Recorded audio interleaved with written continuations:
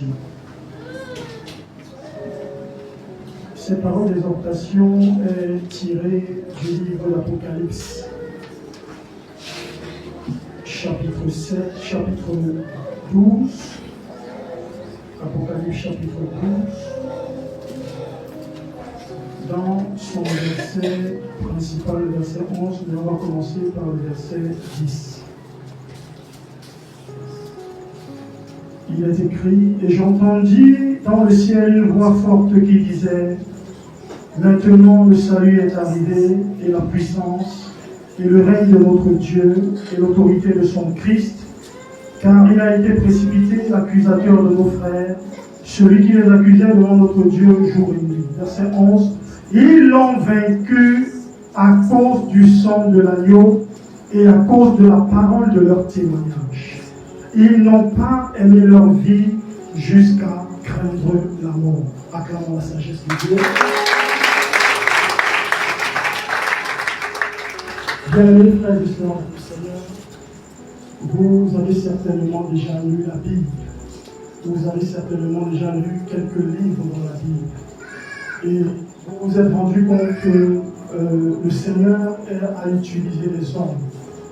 Le Seigneur est passé par des hommes et des femmes pour accomplir des exploits, pour faire de grandes choses, pour accomplir des miracles, pour accomplir des signes, pour accomplir des prodiges. Car la Bible nous parle de la vie de Noé. La vie de Noé, la Bible dit qu'après le déluge, Noé a offert un sacrifice à l'Éternel. Le thème de notre message, c'est le sacrifice et la foi, les clés de succès, de réussite et de victoire pour l'année 2025. Le sacrifice et la foi, clés de succès, de réussite et de victoire pour l'année 2025. Noé a offert un sacrifice à Dieu et la Bible dit que Dieu a senti une agréable odeur.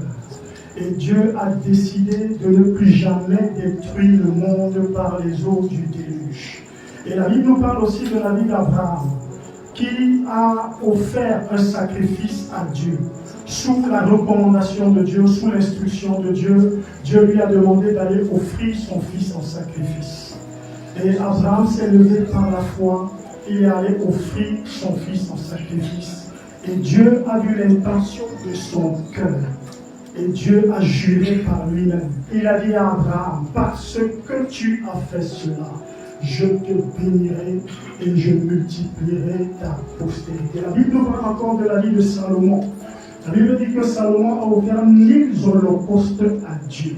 Et que la même nuit, Dieu est descendu et a demandé à Salomon, demande ce que tu veux que je te donne.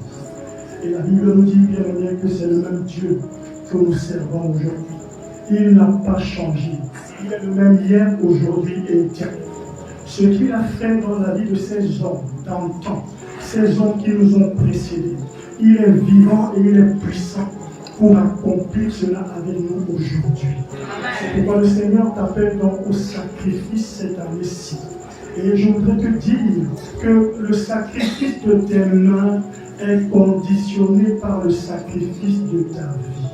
Car la Bible dit que Dieu a d'abord agréé le sacrifice d'Abel avant d'approuver l'offrande de l'Abel. Dieu, avant d'approuver l'offrande, avant d'approuver le sacrifice d'Abel, a d'abord approuvé la vie d'Abel. C'est pour ça que quand tu vas venir donner ton sacrifice, tu vas venir le donner dans un état de sanctification, dans un état de foi. Et le texte que nous avons lu nous dit, ils l'ont vaincu par le sang de l'agneau. Il n'y a pas de sang s'il n'y a pas de sacrifice. Ça veut dire que s'ils l'ont vaincu, c'est à travers le sacrifice. Et Dieu est donc en train de te dire que pour vaincre, pour avoir du succès, pour avoir de la réussite en 2025, il faut que tu viennes donner un sacrifice d'alliance. Il ne s'agit pas d'une question d'argent, il s'agit d'une question d'obéissance. Car qu'est-ce que tu peux donner à Dieu? L'or et l'argent lui appartiennent. Il veut simplement voir ton obéissance. Mais tu dois venir dans un acte, dans un état de sanctification, dans un état de foi, avec un cœur d'amour, avec un cœur sincère, pour offrir à Dieu ce qu'il a mis dans ta main. Nombre chapitre 10, verset 10 dit, dans vos jours de joie, dans vos nouvelles lunes, dans vos jours de fête, vous sonnerez des trompettes. Certainement, à minuit tout à l'heure, nous allons sonner de la trompette. C'est un jour de joie, c'est un jour de nouvelle lune, c'est un jour de fête. Et le Seigneur dit, vous offrirez vos holocaustes et vos sacrifices d'action de grâce. Et ils vous mettront en souvenir devant votre Dieu. Donc, lorsque tu viendras donner, Dieu est en train de te dire qu'il cela te mettra en souvenir devant lui pour l'année 2022. Tu as donc besoin du sacrifice pour réussir ton année 2025.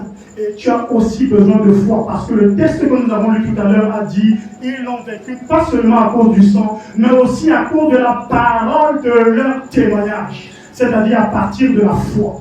Parce que la Bible dit que j'ai cru et c'est pourquoi j'ai parlé. Donc ta foi se manifeste aussi par les déclarations qui sortent de ta bouche. Et c'est pourquoi le Seigneur te conseille ce soir que la Bible ne doit plus être pour toi un livre qui est dans le tiroir. Parce que la foi vient de la parole. La Bible dit que la foi vient de ce qu'on entend, et ce qu'on entend vient de la parole de Christ. Il faut que tu sois versé dans les Écritures en 2025. Il faut que tu lises ta Bible. Il faut que tu médites la parole de Dieu. Car la Bible dit que ce livre de la loi ne s'éloigne point de ta bouche. Médite-le jour et nuit. Car c'est alors que tu auras du succès dans tes entreprises. C'est alors que tu réussiras. Il faut que la Bible soit un livre qui a sa pleine autorité dans ta vie. Que tu ne lises pas seulement la Bible à l'église, mais que même dans ta maison, tu aies du temps pour méditer, pour lire la parole de Dieu, pour savoir ce que Dieu veut que tu fasses. Il faut que tu sois versé dans les Écritures. Et il faut que cette parole, tu la déclares. Car la Bible dit que la vie est au pouvoir de la langue. Que cette parole, tu la déclares dans ta vie. Tu déclares des bonnes paroles dans ta vie. Tu bénisses ta vie. C'est comme ça que ton année 2025, n'est-ce pas, aura du succès, aura du succès et que tu as réussi ton année 2027. Deux choses, le sacrifice et la foi. Il a fait dans la vie d'Abraham, il a fait dans la vie de Salomon, il a fait dans la vie de Noé, il le fera certainement dans ta vie. La deuxième chose, la foi. La foi qui vient de la parole. C'est pourquoi la Bible doit être un livre que tu lis tous les jours et tu dois déclarer, confesser les promesses de Dieu dans ta vie pour voir, n'est-ce pas, les promesses de Dieu se réaliser dans ta vie. Que si tu as été béni par cette parole, acclame le Seigneur.